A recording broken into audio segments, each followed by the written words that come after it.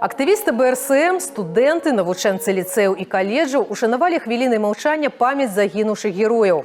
Чырвоныя агні лампадак, пераходзячы з рук у рукі, утварылі светлавую інсталяцыю «Жывое святло».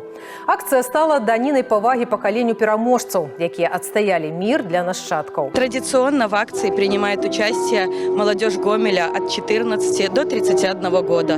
То есть в акции принимают участие и школьники, и колледжи, и студенты, и наши курсанты, а также работающая молодежь и, конечно же, жители нашего города.